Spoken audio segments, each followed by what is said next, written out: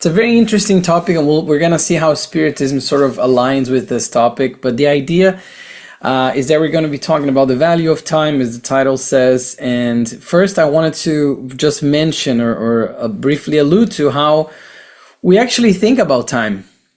It's not a new concept in terms of, human evolution, in terms of our curiosity. We as a human race have always been interested in time and the passage of time and the measurement of time. So much so that with the ancient Greeks, we have two different concepts of time that I think it's very interesting. Number one is the chronos, which is the one on the left, which is this, bearded, strong old man with a scythe. And it's something it's time that is more measurable. It's time that doesn't come back. Like, it's time that is very much, it's something that is, you cannot move, you cannot change, you can't do anything. It's like the measurement of time, with which is the one that we have nowadays with hours and minutes, the chronological order. The word chrono comes from chronos, which was how they viewed time. But the ancient Greeks, and this is interesting, not everybody knows this, they had a different view of time as well, in the sense that they believed in kairos. Well, kairos is the one on the right, and kairos was this different concept of time that they had, in which it was not necessarily the time that is measured or time that is as rigid in a way as chronos, but with kairos, it was always depicted as this usually youngish sort of like god or version of time that had this hair, this very interesting hairdo there, where he has hair on the forehead, but he doesn't have hair on the back, and he was always like naked and very fast. So he had wings, and this was their idea of opportunity. So in terms of time, the difference between time that is measured and time as in opportunity, in the sense that once kairos came at you, he always came from the front, but once he passed you, he had no clothes, no hair, no nothing that you could grab onto. Meaning, once an opportunity comes, you may not ever have it again. And I think that already connects very well, interestingly, with a lot of the concepts that we talk about in Spiritism and about seizing all the opportunities, seizing the time that we have. So just this idea of chronos and kairos being this notion of the time in sense of like the opportunity that comes and then it just passes. Once you have to grab it from the front, you have to grab it when it's coming at you, because once it passes, you cannot hold on to that opportunity anymore.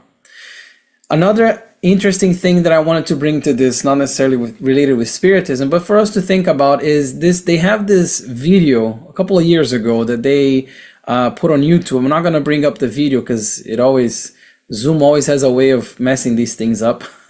But I'm going to invite you guys to check it out. It's called To Scale and then Time. So this is a channel that tries to scale everything, and they're going to try to scale time. So they go to the Mojave Desert and they're going to do literally like a scale of time. So they first start with the universe timeline. So 13.8 billion years old. And that takes about 4.3 miles, and they do like every 10 feet is 20 million years. So you just think about that for a second. Every 10 meters, which is 33 feet, is 20 million years. It takes them 4.3 miles, which is almost 7 kilometers, for those who prefer the metric system, to do the scale of time for the universe. And they go and they spend the entire day doing that scale, so putting a marker for every 33 feet, representing 20 million years. And then it's a beautiful image, because then like we have all drone footage, so it shows from the top and everything, and they do this nice animation of everything that was happening, let's say 5 billion years ago, 1 billion years ago, 100 million years ago, like the creation of life, universe, the planets. Everything is really, really gorgeous and very interesting to see. And it comes to a point where they have the human timeline, which is interesting, Because for the whole extension of the time of the universe, the human timeline is that big, is a couple of inches long, right there. And the guy is holding like the human timeline with different things that happen as humans, as we know, at least. And it's interesting for us to begin, and I say begin to because we can't yet fully comprehend time, but begin to understand how great these things are, how interesting, how much time everything takes to really create itself and develop. And we, as we talk about in Spiritism, as immortal spirits, we have come from a long time, and we're going to continue way after. We say that God is eternal. We are immortal, meaning we had a beginning when we were created by God, but we're going to live as spirits forever. We're immortal. So it's interesting to see all this passage of time, and I definitely encourage people to look at this video online. And again, the name is To Scale Time, and I can put the link afterwards, the direct link to it. So it's very interesting how we become, and the guy even becomes kind of like emotional when he's holding the human timeline and seeing like, wow, how many things have happened before we even came into the picture, as we understand ourselves as humans, and how much we still have to go through. It's very touching. It's very interesting. But this goes to show, first of all, when we're talking about the value of time, I think understanding time itself is a very difficult concept, because in an intellectual way, we're not evolved enough to truly grasp everything that entails time. We don't know. If I say something is eternal or that something is immortal, we can't really fathom that. Like we have a very faint understanding, just like my 6-year-old son who does math. For him, it's addition and subtracting. He can do those things. And he's like, oh, is this math? And I can say, yeah, that is math. But in my head, I'm like, well, there's quadratic functions. There's so much more. But for him, that's math. And it's kind of us right now. For time, this is how we understand time. But it's interesting to already start to have this perspective of what is time and how does that apply to me? How can I sort of like use that in my own life? And it's not something new. If we go back 2,000 years ago, which is already hard to imagine, we go to Matthew chapter 25. I'm going to mention the Bible now. And we have that great parable of the talents, where, this master was going to go away, and he would come back, which is a very interesting piece here. And Jesus says that he entrusts his different servants with different quantities of talents. So for one, he gives 5. For one, he gives 2, and for the third one, he gives 1 talent. And it's interesting because Jesus adds to each according to his ability. That's it. So to each of them, he entrusted talents, which in that way, all the way back then, were a measure, like a measure of a monetary measure that of great value, by the way. So the talents were very valuable. So for one, he entrusted 5, the other one 2, and the third one he entrusted 1. He came back, and the servants knew he would come back, and that's also very interesting. And the one, so they had to go and do the accounts, of the talents. And the first one that got 5, he comes, and as we can see in the little depiction there, he come and he returns 10 talents. So the master sort of lent him in a way, or entrusted him with 5 talents. He returned doubled. He returned 10 talents. And his master says, well done, good and faithful servant. You have been faithful over a little. I will set you over much. Enter into the joy of your master. So this notion that the master entrusted those talents to the servant, and the servant utilized those 5 talents, and he created 10, so he doubled the talent. Then the second one came. The second one that was entrusted 2 talents came and presented, as we can also see in the picture kind of there, 4 talents. So he also doubled the amount of talents that he was responsible for. The master says the same thing. Well done, good and faithful servant, etc. And then the third one comes. the third one comes and gives back 1 talent, which was exactly what the master had entrusted him with. So he came and he only gave the 1 talent. And for that, if we think about this now, he's returning what he was entrusted with. If we look at this passage from a materialistic view, or not even a materialistic view, but just a superficial view, there's nothing wrong with that. If I come and I give Kiki like, hey, here's $10 million, I'm going to go away for 10 years, I'm going to come back, and I come back, she gives me $10 million again, that's good. She didn't squander it, she didn't spend it. Like, in a very superficial view, that's actually, it's like not a bad thing. But the master was very upset with that servant. He says, you wicked and slothful servant, he became very upset with the servant. The servant was saying, oh, but I buried that talent. Meaning I didn't invest, I didn't use it, and I buried under the ground because I knew you were very, you're a very harsh Lord, and I was afraid. So because of the fear, he didn't do anything with the talent. But that's the lesson of this is that that the master was expecting, so the Lord, the master there of the parable, was expecting them to do something with the talent.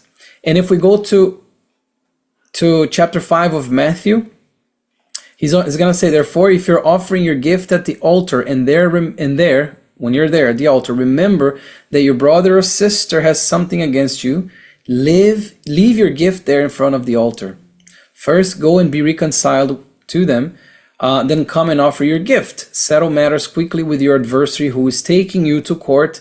Do it while you're still together on the way. The connection between these two passages, one from chapter 25 and this one from chapter 5, has to do with making use of what we have, and in this specific talk today, time. The parable of the talents can be translated into, the talents themselves can be translated into many things. One of them is time, because we as incarnated spirits, we have specific time here on this life, on earth, while adopting this body that I'm called Yuri, with this exact body that I have a certain amount of time which is borrowed from God.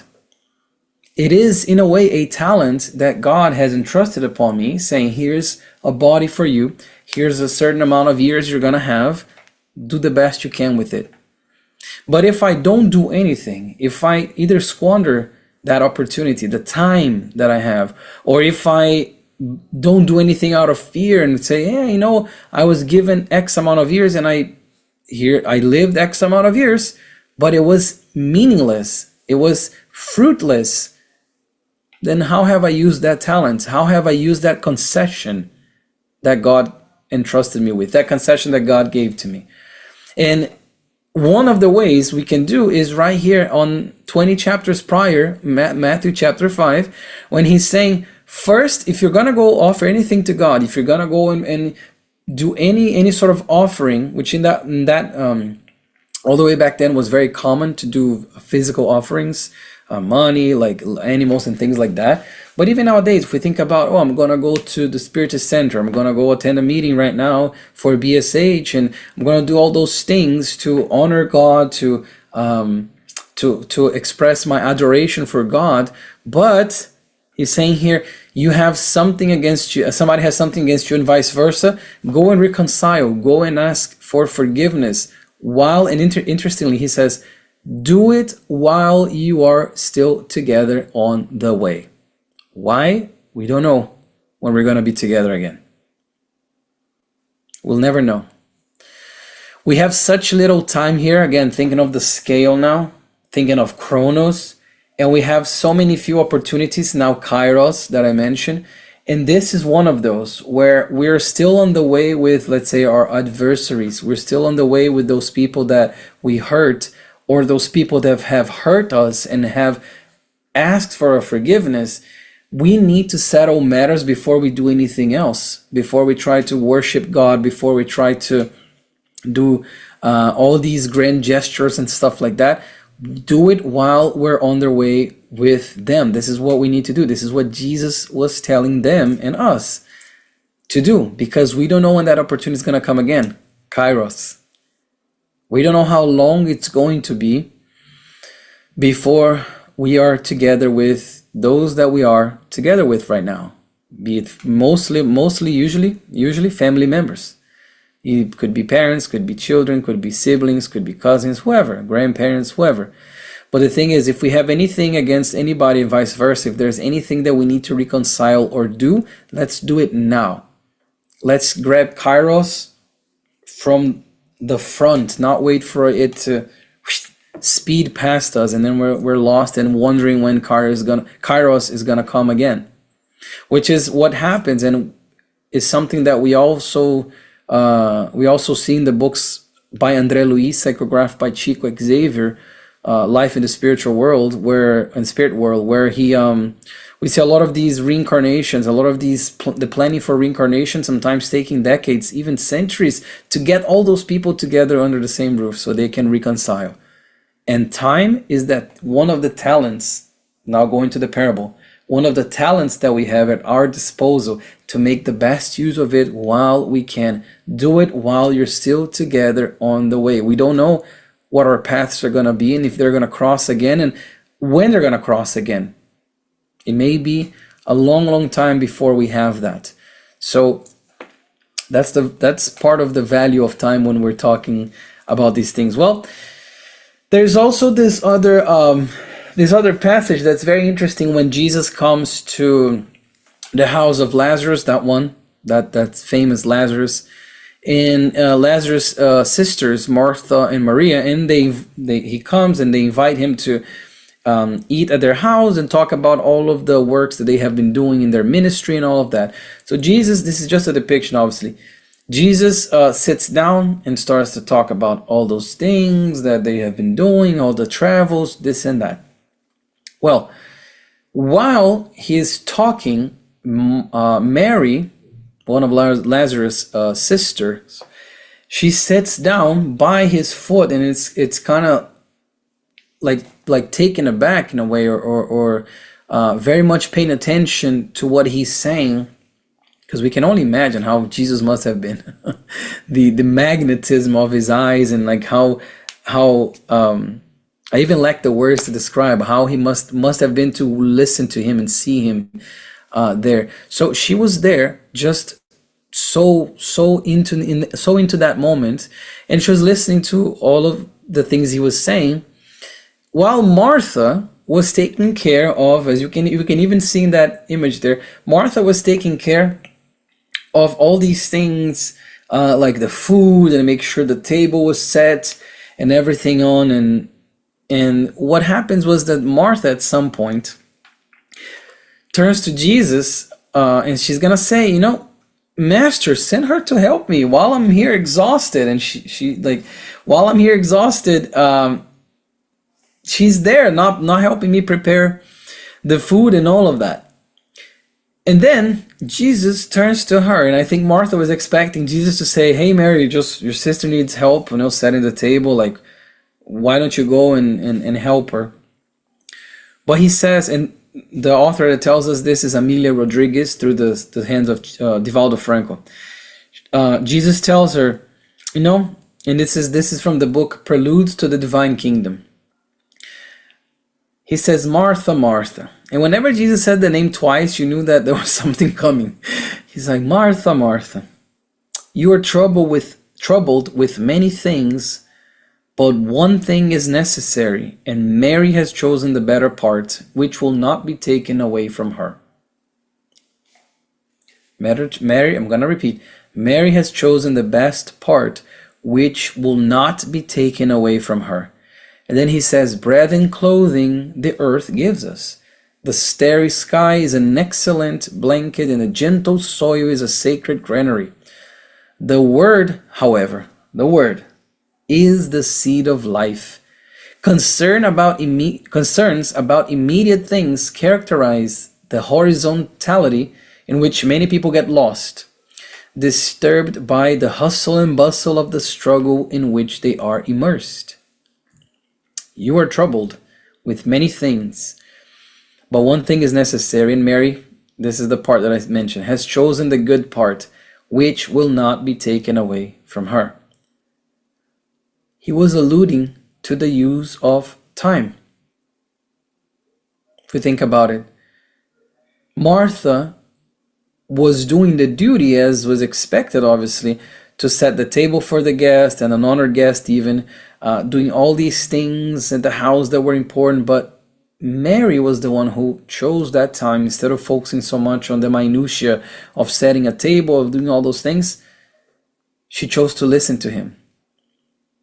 She chose to use her time wisely, versus Martha, who was so worried about what he mentions there, the horizontality of life.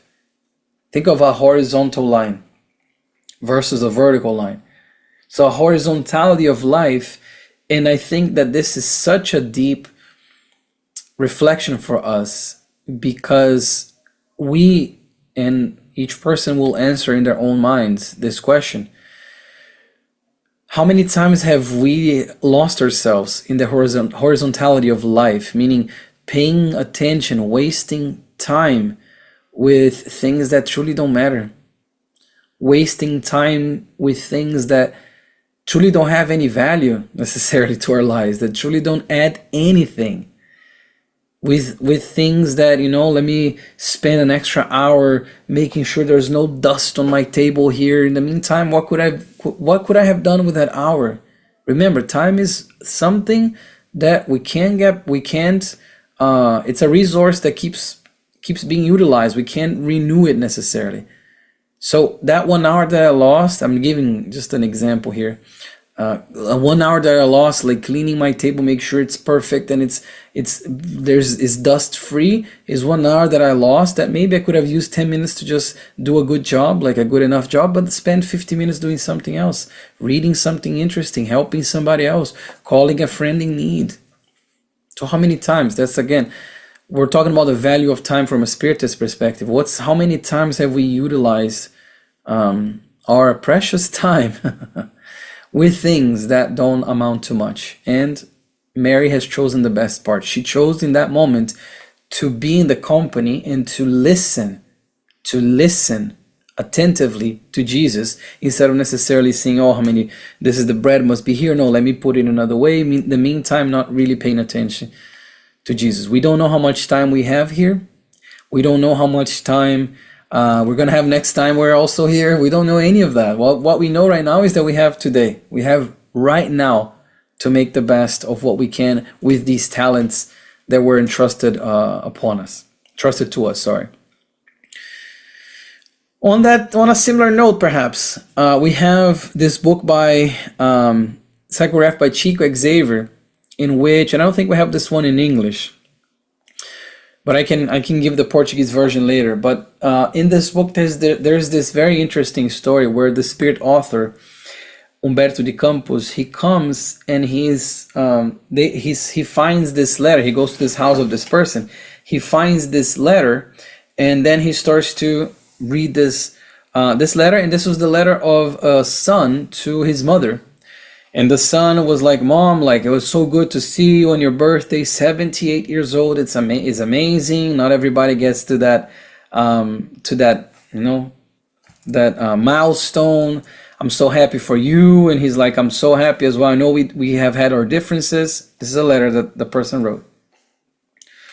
"I'm so happy that we had our differences, and I'm glad as well that we both found Spiritism. But Mom, I don't think you understand charity very well, and I think we have ideas that very much diverge." Again, these are my words. Please, I'm paraphrasing. It's much better than what I'm saying, making it sound right now. But he's like, "Okay, no, Mom, I think that you're looking at charity in the wrong way. Like, if I go out and there's somebody begging me for money on the streets, I never give them money. I never help anybody with little things. I don't help them at all, because I rather not help with the small things. I want to help with the big things. Mom, as you know," he says, "I'm 50 years old already. I have accumulated this very large wealth, and I have plans to develop 20 different centers that will help people, 20 different places that will help children in need, that will help the old people that are poor in need. And he keeps on the letter saying, but I'm still devising these plans because I don't want anything. Like I don't want any simple thing. I want something grandiose. As you know me, I only need, and he even says an amount. I only need X amount of money, but rest assured that all our coffee plantations are going very well. Our apartments are renting very well. I'm accumulating X amount of money per month, per year, etc. And I'm sure that in the next 5 to 10 years, I'm gonna be able to start all these projects and leave a lasting impact. And he goes on and on and on. He finishes the letter saying, "No, I'm very glad to see you. Hope we get to see each other again." But etc. So when he finishes the letter, what happens is, and this is kind of the plot twist here. On that same night that he wrote the letter, he died. So the spirit author is there, and the letter is basically next to the body, and he's reading, and then he's saying, that they see the mom come the next day and arrive at the son's house, who was only 50, but he had a heart attack and he died. And the moral of the story, I guess, for our talk today, is that we truly don't know how much time we have left. And if we try to plan and try to do all these things that are so grandiose, so important in our eyes, and waiting, let me accumulate this amount of wealth, let me have this amount of time at my disposal, let me do all these big things, we don't know if we're going to have tomorrow to do that. Just like this person called Licinio did. And it was a true story as well. Just like this person, because then death came and took him. And what did he do? What sort of, and this is kind of like what the author is alluding to, what sort of legacy did he leave when he could have left such a beautiful trail of light and legacy with what he already had? He didn't need to wait until he started 20 different housing opportunities. Like he could have started with 1, 2, 3. How many he had availability or the possibility to. And I think it's such a valuable thing for us to think about. And think to ourselves, are we waiting too much for the perfect moment? Are we waiting too much for when things become infallible? We may be waiting too much. So here's something for us to think about. And there's also sort of like, not this poem, but this message.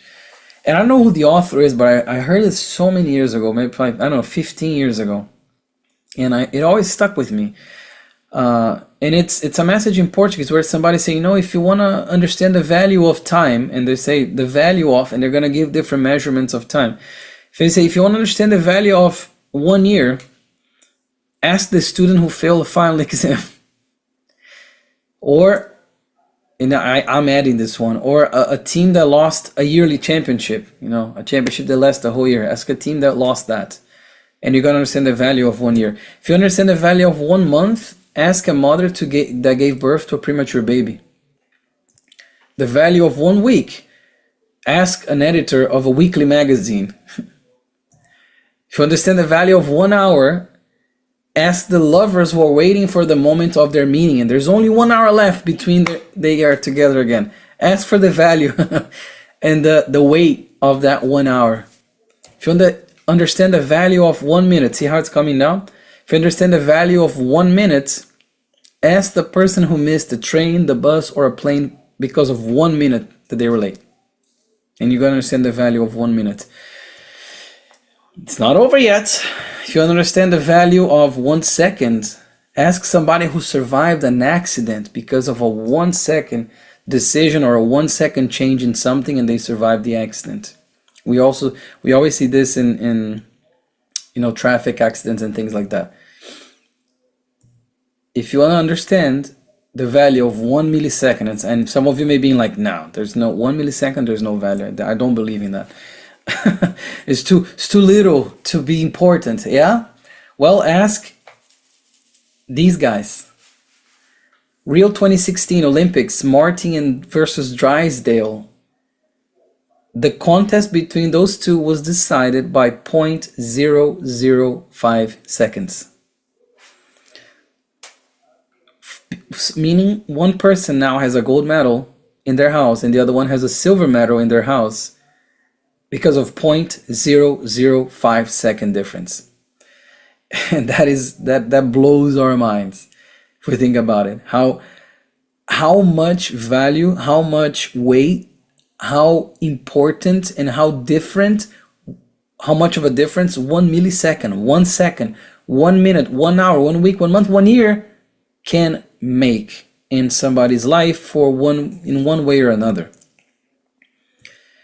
For a short time, and this is a message now by the Spirit Emmanuel, psychographed by Chico in the book Living Spring, where he's going to say such a perception in light, because first he starts saying, oh, if people realized how short are their days on earth, if they could see how precarious are the resources they depend on their vessel, the vessel of the flesh. Like if we could only imagine, he says, such a perception in light of eternity would certainly give us a new concept of the blessed, invaluable, yet short opportunity that has been given to them.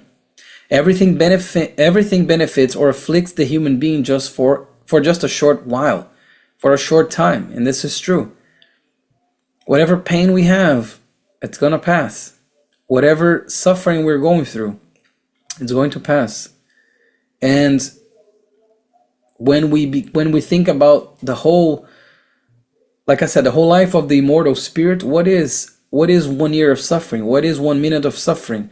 Carries a big value right now, yes, but in the grand scheme of things, it's going to be a grain of sand in a beach that extends for miles and miles and miles. Nevertheless, he says, many people use this tiny fraction of time to complicate their lives for many years. Let's think of what he's saying here. Even though we're only leaving everything for a short period of time, for a short time, many people, us, use a tiny fraction of time, meaning one reincarnation, meaning 10 years in a reincarnation, meaning 10 minutes in a reincarnation, to complicate their lives for many years. How many choices, and let's be even more specific, how many actions are so short in terms of time but have such a big consequence? Pulling the trigger and killing someone, for instance, takes 1 second. But that 1 second complicates for way more than 1 second. So that's what he's saying. Many people use this tiny fraction of time that we have to complicate ourselves for many years. And he says, my friend, whatever you are, remember that you will be there only for a short time. Right now we're here, we're meeting, we're in the BSH meeting on a Sunday, June 7th. It's only for a short time we're here. We don't know in the next 5, 10, 15, 20, 30, 40, 50 years where we're going to be. I hope to be alive. I'm 37. I'll be 87. I hope to get to 100. But I don't know, truly, if I'm going to be here tomorrow. I really don't know. There's no way to guarantee that. But we're only here for a short time. We have to make use of that time. And he says, for it is how you use the short time that you will determine how you proceed to the long time of either happiness or suffering. Going back to what I mentioned, how am I using the talent that I received? Time is that talent. How am I using the time that I have in my hands? Am I using it to build something meaningful? Am I using it to go after the treasures of heaven or the treasures of earth? Those that will stay behind once I'm gone, once my body is back to where it came from. The same author here, seen in this picture, Emmanuel, the same from this message here, he's going to say, do not let yourself be overcome by the empty hour. A mind without work becomes a dwelling of shadows. An unoccupied house shelters harmful creatures. The time that belongs to you, you can offer in service and help, and the help you give to others is help. Any help you give to others, is help to yourself. Do not disdain time, for time comes from God. It's a small poem translated here, but the idea is, let us not waste our time. Let us understand the value of time and not waste time whatsoever. Not have an unoccupied house, like he's saying there, like our minds, with only filling it with things that don't really matter, that don't really take us anywhere. If you already know how precious the value of time is, respect the time of others. And this is by the Spirit, André Luis. So that your own hours may be respected. Remember that if you have commitments and obligations based on time, the same is true for other people. No one evolves, prospers, improves, or educates themselves until they learn to use time to proper advantage. Be brief in any request. Whoever has time to talk, I love this one. Whoever has time to talk without necessity could clearly enroll in any school to improve in higher knowledge. If you spend too much time, basically he's saying here, if you're spending too much time with gossiping or like talking about things that matter to no one and will lead to nothing, enroll and try to learn something useful. Work within time, he says, dissolves the weight of any worries. But time without work creates burdens of boredom, always difficult to carry. A common form of true unhappiness is having the time to believe oneself unhappy. Look at this. A common form of true unhappiness is having the time, or we can even say spending time with self-pity. So I'm wasting my time thinking how miserable I am, and that leads to unhappiness and leads me to spend even more time in self-pity. If you make use of time to improve yourself, time will make use of you to accomplish wonders. Observe how much can be done in half an hour. Whoever says that times bring only disappointments has done nothing but deceive themselves. It's a very harsh wake-up call from André Luis here. This sounds more like Emmanuel, to be honest, than André Luis, this message, but it is André Luis. And he's just saying, how much can be done in half an hour? They mentioned at BSH here the prayers, the group that gets together to pray for 15-20 minutes. It's only 15-20 minutes, but look at the benefits. Look at all the benefits that charitable act does, not only for the people receiving the prayer, but for the people who are also spending their time, using their time, investing their time to pray for others, pray for the world. How much can be accomplished in half an hour? And I love that he says, whoever says that time brings only disappointments has been deceiving themselves, because time does not bring only disappointments. After all, we have what? Free will. We have the capacity to choose at every point in time what we're going to be doing. And remember that the stewards of material wealth, as you guys know, for those who have seen my talks, I like to bring many different sources. This one is from another book and says, remember that the stewards of material wealth, just as much as the victims of earthly deprivation, the wise and the ignorant, the healthy and the sick, the happy and the unhappy, will all stand before the reckoning of infallible justice. We're all going to have to go back to that master of the parable, and he's going to say, what have you done with the talents? What have you done with your time? And keep with you the certainty that the only irreparable affliction is that of wasted time on the human journey. For affections and possessions, opportunities and values, lessons and talents return to our hands in some way through the unending cycles of reincarnation. But the hour once lost is a gift from God that will never return. We may have this unique opportunity here because we do. If we squander that opportunity, it may, like I said, it may be hundreds of years before I get this opportunity again, before Kairos comes again. And I can grab it this time by the hair and make good use of my time. But he's saying the wasted time, it's it. That's the irreparable affliction. that the knowledge that we look back and what have I done with my time. So let us reflect on the justice of time. André Luiz now. This is André Luiz saying, time is a divine value within human experience. Each consciousness shapes its own destiny through it. The time that Christ spent in elevation was exactly the same as same time as the Barabbas spent in wrongdoing. Yeah. The 3 years that Christ spent in his ministry is the same as other people spent in criminal deeds. The only difference between them is that Jesus used his time to magnify goodness, while Barabbas used his time to generate evil. Between the light of one and the shadow of the other, the use of time unfolds along an infinite scale. To improve ourselves or to worsen within it, that is our choice. We have the choice. We have the free will to choose what we're going to be doing with half an hour, what we're going to be doing with 3 years, as it says here, with the years that we have ahead of us.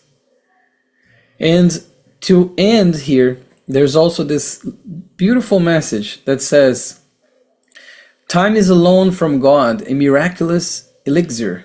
It soothes all pain. It's an invisible scalpel because it heals all wounds, restoring the tissues of body and soul. With time, we make mistakes. With time, we also make amends because we receive the opportunity to make amends because God is infinitely just, fair, merciful, and loving. In its company, in time's company, we take on serious commitment, and with its support, we repay all our debts. This is from the book Divine Justice by Emmanuel, psychographed by Chico. This idea that time is this loan from God. Everything we have, we owe to God. It's this elixir that soothes the pain, that scalpel that can cure the wound.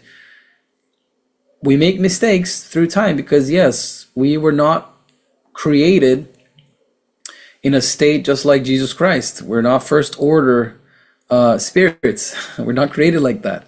We were created the way we were, simple and ignorant, and we're going to make mistakes. That's it, because we're ignorant. Ignorant in the sense of lacking knowledge. Simple because we're indivisible. Only one. Spirit is indivisible. Therefore, we will make mistakes, but with time we can repair them. But it's going to start with us. And what I wanted to bring to us today is this reflection on how are we using our time? How much value are we giving to the time that we have? Remembering always that time is the only, wasted time is the only irreparable affliction.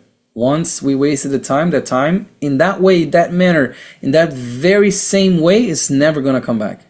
Will never come back. Therefore, we got to make very good use of our time. Surely God will grant you other days and other opportunities for work.